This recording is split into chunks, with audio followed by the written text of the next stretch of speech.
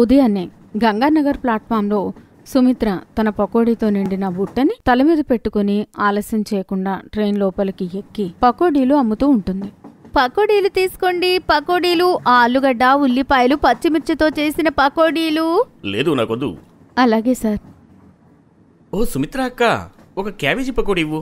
అరే అశోక్ తమ్ముడు, మీరా? ఎక్కడికి వెళ్తున్నారు? ఉద్యోగం దొరికిందా ఏంటి? సుమిత్ర అక్క, వచ్చే వారం ఇంటర్వ్యూ ఉంది, దానికి వెళ్ళాలి.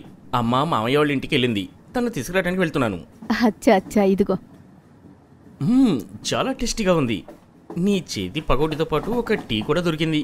అంటే ఇక ఈ రోజంతా మంచిగా గడిచిపోయినట్టే. అవునక్క, నీ చేతి పకోడీలు చాలా టేస్టీగా ఉంటాయి. మీ పకోడీలు తినడానికి మీ స్టేషన్కి చాలాసార్లు వచ్చాను. ఇది నువ్వు కూడా తీసుకోవచ్చు కదా ఒక ప్లేట్. లేదు లేదు, నువ్వే తిను. ఇవన్నీ పిచ్చి నూనెలో వేయించుతారు, నువ్వే తిను. అశోక్ పక్కన కూర్చున్న అమ్మాయి మాటలు విని సుమిత్రకి కాస్త బాధగా అనిపిస్తుంది. తను తన సామాను గురించి మాట్లాడింది కాబట్టి. కానీ సుమిత్ర ఏమీ మాట్లాడకుండా అక్కడి నుంచి వెళ్ళిపోయింది. ఓ పకోడీ అమ్మా, కొంచెం పకోడీ ఇవ్వు. అలా వాళ్ళ ముఖం మీదే అలా చెప్పడం మంచిది కాదు. చూడు అశోక్, ఒక పకోడీలు అమ్మేదానికోసం నా మీద గొడవ పడతావు, తనేమనే మీ చుట్టమా? అశోక్ ఇంకా నిధి మాటలు సుమిత్రకే వినిపిస్తాయి. వాళ్ళ మాటలు విని సుమిత్ర బాధపడుతుంది. అందుకే తను వేరే డబ్బాలోకి వెళ్ళిపోతుంది.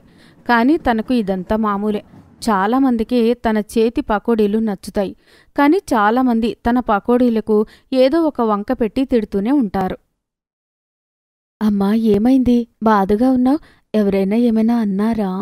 నాకు తెలుసు మీ అమ్మాయి ఎందుకిలా బాధగా ఉంది అని. ఆ అమ్మాయి మీ అమ్మని చాలా మాటలందట. అదే సమయంలో మాధవ్ అక్కడ టీ అమ్ముతూ ఉన్నాడట. ఇదంతా మాధవ్ నాకు చెప్పాడు.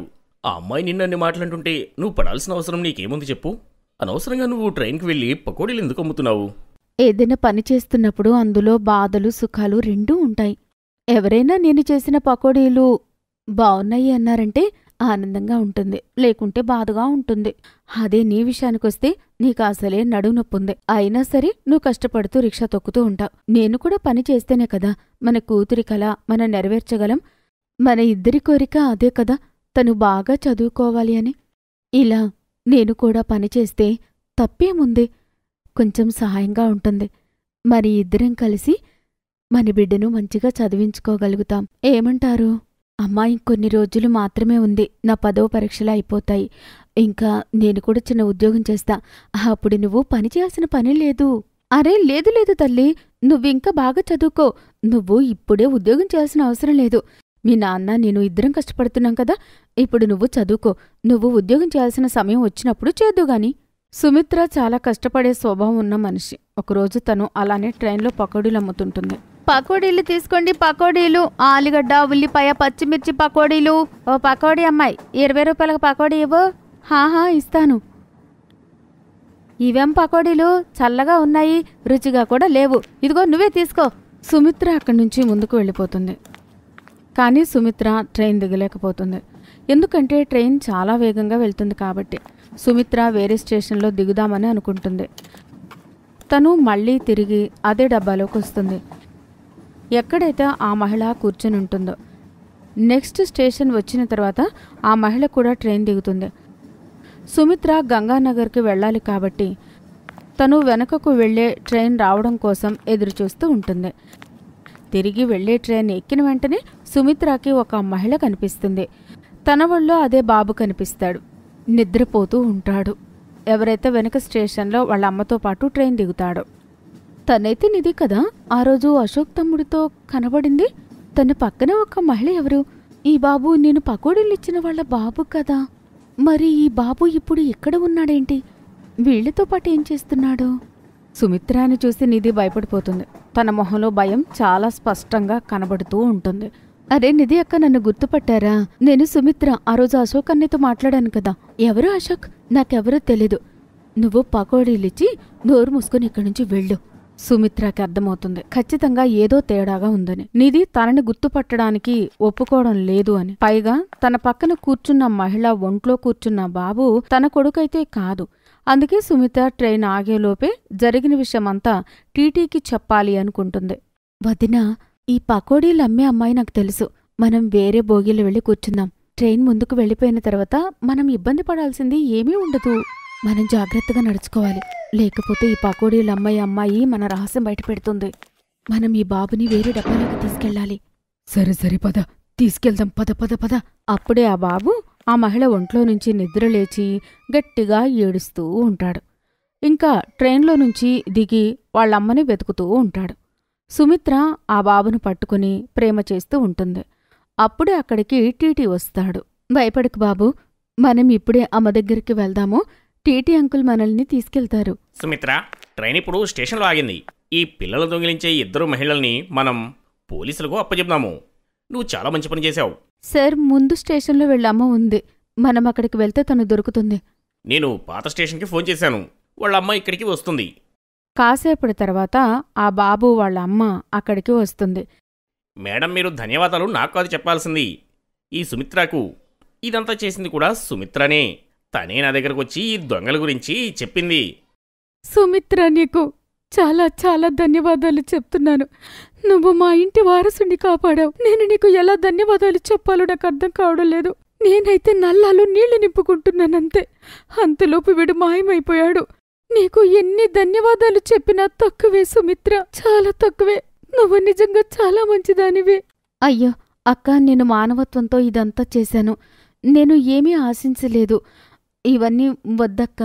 వాళ్ళు నాకంట పడ్డారు కాబట్టి సరిపోయింది. స్టేషన్ దాటి ఉంటే మనం పట్టుకోలేకపోయేవాళ్ళం. అప్పుడే అశోక్ పోలీసులను తీసుకుని స్టేషన్కొస్తాడు. సుమిత్ర అతనికి ఫోన్ చేస్తుంది. నిధి, నువ్వింత ఘోరమైన అమ్మాయివని నాకు ఇంతవరకు తెలీదు. నేను చేసిన తప్పేంటంటే అసలు నీలాంటి అమ్మాయిని ప్రేమించడం. కానీ చాలా మంచిదైంది. సుమిత్ర అక్క వల్ల నువ్వేంటో తెలిసిపోయింది.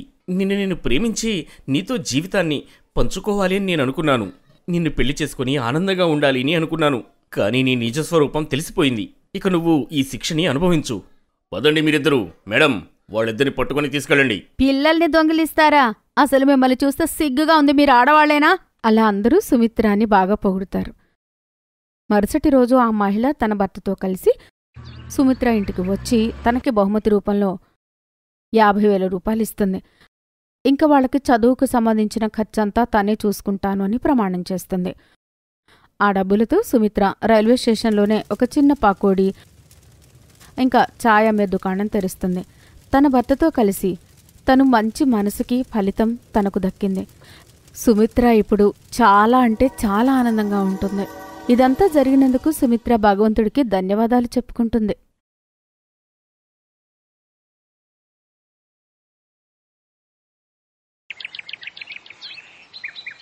రమేష్ తన పెళ్లికి సైకిల్తో నడుచుకుంటూ వెళ్తున్నాడు. అరే పెళ్లిరో పెళ్లి, ఈ రోజు మా దోస్తు పెళ్లి రోయ్. 4 దిక్కులు ఆనందాలే మారుమోగే మా దోస్తు పెళ్లి రోయ్. వధువు వాళ్ళు పేదవాళ్లే. వాళ్ళ చిన్న ఇంట్లో ఏదోలాగా పెళ్లి జరిపించేశారు. అందరూ వధూవరులను ఆశీర్వదించారు. తర్వాత ఉదయం రమేష్ తన భార్య మమతను సైకిల్ ముందు కూర్చోబెట్టుకుని తన ఇంటి వైపు వెళ్తున్నాడు. అప్పుడు మమత అంటుంది, ఏమండి, ఈ దారి రైల్వే స్టేషన్ వైపు వెళ్తుంది. మన ఇల్లు బాగా దూరమా? మనం ట్రైన్లో ఎక్కి వెళ్తామా? ట్రైన్లోనే మన ఊరు చేరుతామా? లేదు మమత, స్టేషన్ కి దగ్గరలోనే మన నివాసం అని అర్థం చేసుకో. ఓ సరే, త్వరగా ఇంటికి పదండి. నాకు నా అత్తారిల్లు చూడాలని ఎంతో ఆశగా ఉంది.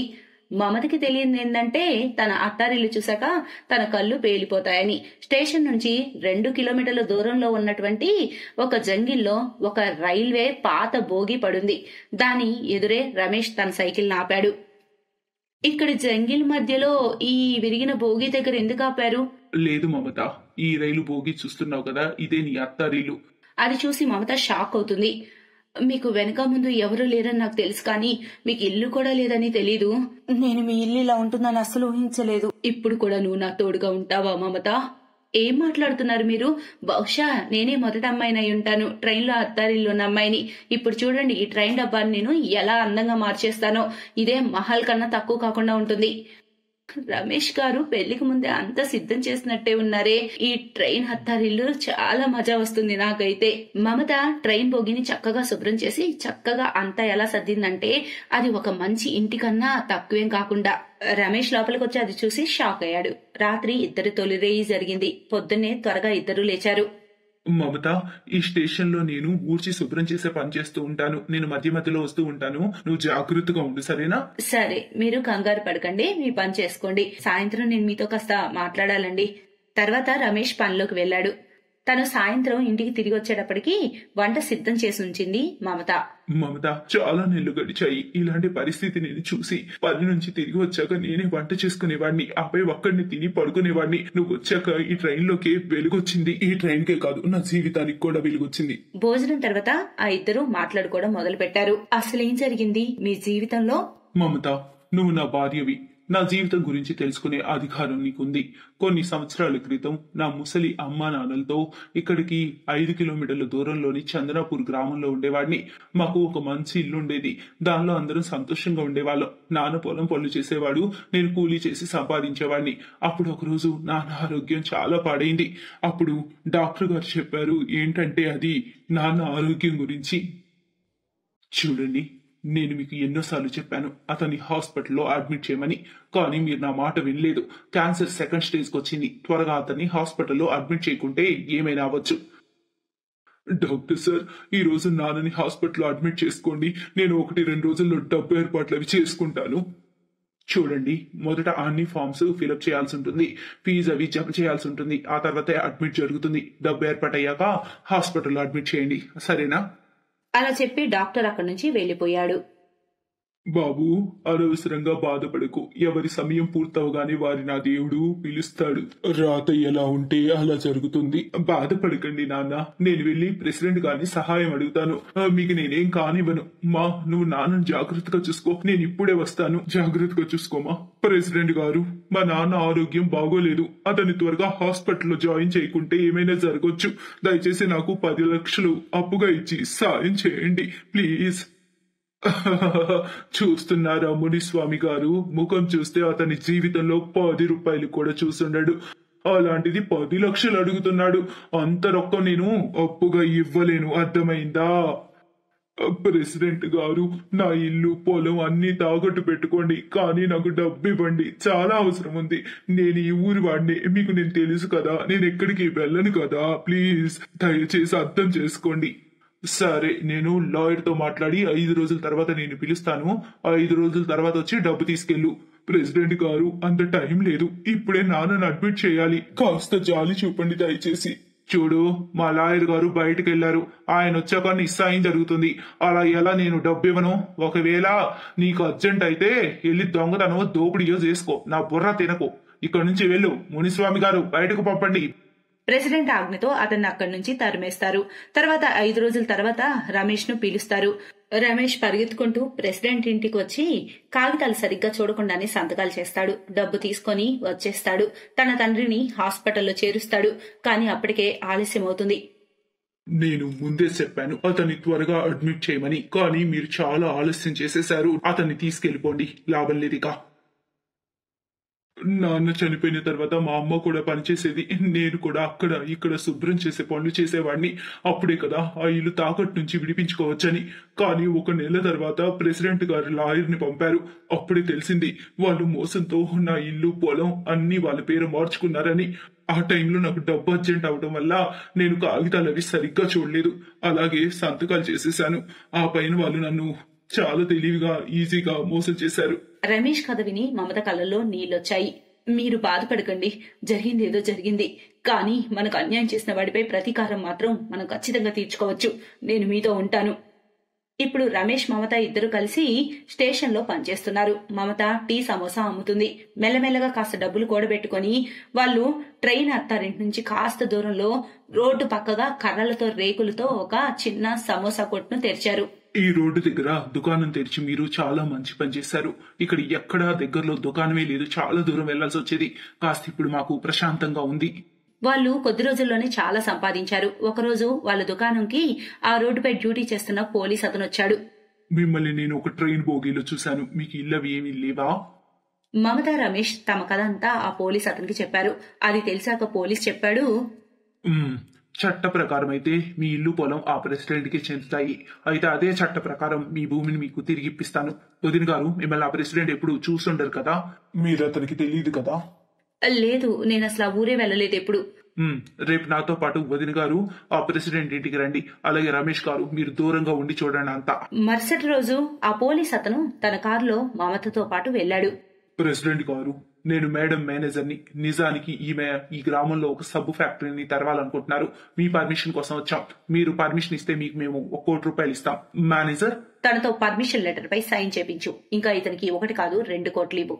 ప్రెసిడెంట్ అత్యాశతో సరిగ్గా చదవకుండా కాగితాలపై సంతకం పెడతాడు. చాలా ధన్యవాదాలు ప్రెసిడెంట్ గారు. మా పని చాలా తేలికైంది. నేను ఇన్స్పెక్టర్ పాండే. రమేష్ గారు రండి. అప్పుడు రమేష్ వస్తాడు. పాపం, ఇతని ఇల్లు పొలం మోసంతో మీరు మీ పేరు రాపించుకున్నారు. ఇప్పుడు మీ దారిలోనే మిమ్మల్ని కొట్టాం. ఈ రోజు నుంచి వీళ్ళ పొలం, వీళ్ళ ఇల్లు వీళ్ళకే చెందుతాయి. అర్థమైందా? Best buddies. హలో ఫ్రెండ్స్, ఈ వీడియో చూసినందుకు మీకు ధన్యవాదాలు. ఒకవేళ మీకు ఈ వీడియో నచ్చినట్లయితే దయచేసి లైక్ చేసి సబ్స్క్రైబ్ చేయండి మరియు ఈ వీడియోపై కామెంట్ చేయండి. ఇంకో విషయం, షేర్ చేయడం మర్చిపోకండి. ఇలాంటి మరిన్ని వీడియోలు మీరు చూడాలనుకుంటే కిందనే ఉన్న బెల్ బటన్ని నొక్కండి. చూస్తూనే ఉండండి.